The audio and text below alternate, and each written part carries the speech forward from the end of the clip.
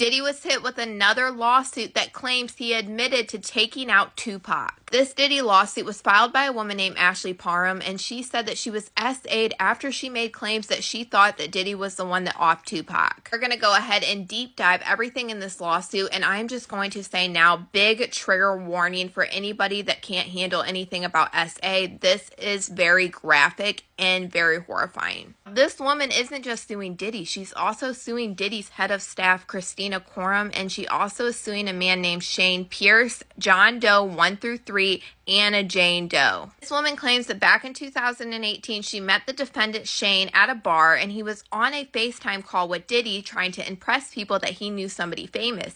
And she said while Diddy was on this FaceTime call, she wasn't impressed because she thought that he took out Tupac. She claims that Diddy was visible on this FaceTime call, and he was with his sons Christian and Quincy. And after she made the statement about Tupac, Diddy told her she will pay for that statement. A month goes by, and then on March 23rd, 2018, the defendant Shane invited her over to his house. This woman claims that she went over to Shane's house and he left the door of his apartment partially opened, and he said that the door was ajar because there was an issue that it couldn't close completely. And then after a while, Diddy entered the home in a ready-to-party manner. Diddy entered this house with his bodyguard, a woman that was later identified as Kristina Khorram, another woman who was in her early 30s who has yet to be identified, another man who, upon information and belief, is a friend of defendant Shane and Diddy's, and Diddy's driver, who is Doe 3, who remained outside in his vehicle during the duration of the plaintiff's assault. She said that she believes that Shane set her up to be assaulted by Diddy after she made the statements about Tupac, because upon Diddy's arrival, she immediately began to be antagonized, stating she thought she would never see him in person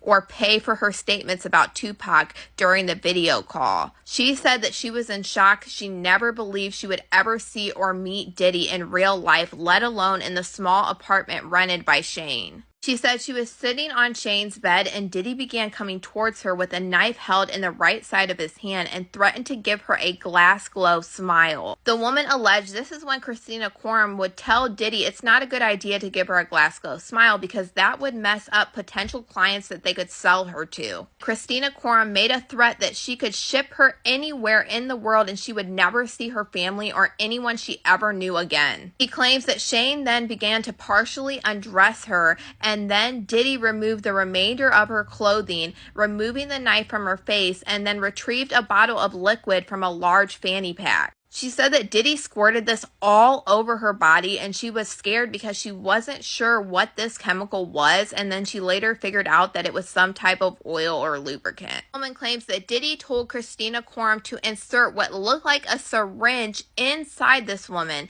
and then she did, and then she told Diddy that she was unable to use the IUD because it had prematurely been released from its packaging. She said Diddy became upset by this and took the syringe and tried inserting it himself until Kristina Khorram and Diddy began to argue because Kristina Khorram was telling him it wasn't going to work. That Diddy picked up a TV remote that was sitting next to her and violently abused her with it. She claims that Diddy told her that her life was in his hands and that he could take her if he wanted to and nobody would ever see her again. She began crying hysterically, and this is when Diddy would tell Shane to turn her over on her stomach, and then she would be essayed multiple times by multiple different men. Claimed that while this was happening, Diddy was sitting at a chair after he was done with his time doing this to her, and he began pleasuring himself while recording other people essaying her. He claimed during this whole assault that Diddy kept saying that he owned her now, and then when everything was done, she was unable to move or control her bodily functions. After this essay was over, Kristina Khorram came to examine her and see if she needed any IV fluids. She then alleged that Kristina Khorram pulled out a medicine bottle and took a pill from this medicine bottle and gave it to Diddy, and Diddy shoved it down her throat. Claims that they would all leave and go out of the room into the backyard, and she just laid in this bedroom until she was finally able to regain her bodily functions. She got up and began looking for her clothes, her purse, her cell phone, and everything, but she could find none of it, and the only thing she could find was the t-shirt on the floor that she put on when she left the room. She said when she left the bedroom, she went to the kitchen and grabbed a knife and concealed it on the left side of her before going out into the backyard where they all were. Once Diddy saw her walking into the backyard, he said, "I'm surprised you're able to walk. I gave you enough to take out a horse. Said Diddy continued to make statements like, "Why haven't we partied together before? This was so much fun." And she looked at him and told him, "I did not enjoy the party with you, and this wasn't a party that you assaulted me." Diddy looked at her and was like, "This wasn't an assault. This is consensual, and you are a S worker, and here, take some money." She said she began to get enraged and she started yelling that this was not consensual, and she said that she was going to call the police. Diddy told her that nobody would ever believe her, but if she did tell anybody, that they would harm her family. And then one of the Jane Does that were there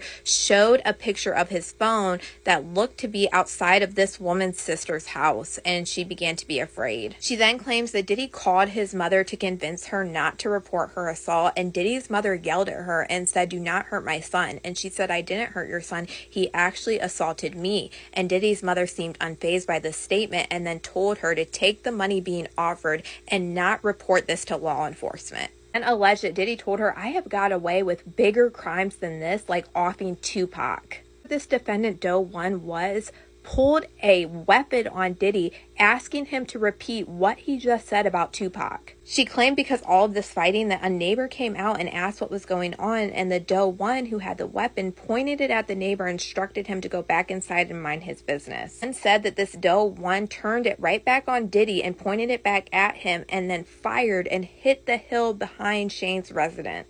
And then she said that Diddy took off, ran after Diddy in a rage from the events that just happened, and actually got him in his stomach with a weapon. She then said after that she was able to make a quick dash for the exit, and she ended up on the street and began yelling loudly for someone to call the police. She said that defendant Doe 1 had caught up with her and said that he was an undercover cop, and she said that she's still not sure if this was true or false. The neighbor that had came out previously came out again trying to figure out what was happening, and she said that she was trying to answer him, and then all of a sudden shots were fired. She fled to a car near where neighbors were taking cover, and she lost sight of the man that said that he was an undercover cop. The neighbor told her that he already contacted police, and then shortly thereafter a sheriff from Contra Costa Sheriff Department arrived at the neighbor's home. She said that she told the sheriff what had happened, and that she's been attacked by Diddy and others, and that she didn't have her phones, purse, clothing, car keys, cell phone, or anything.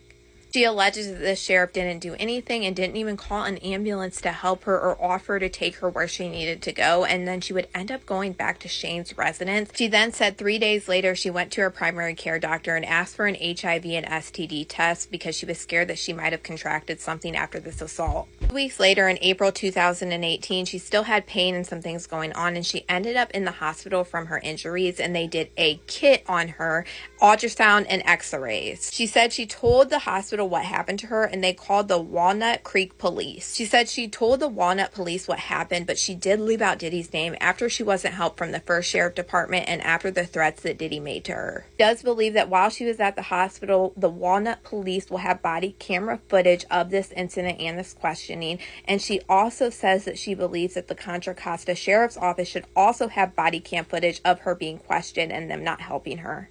She's tried to get copies from both police stations, but neither one were successful. They kept ignoring her. So she's hoping now that she has legal counsel, she'll be able to get all of the documentation she needs.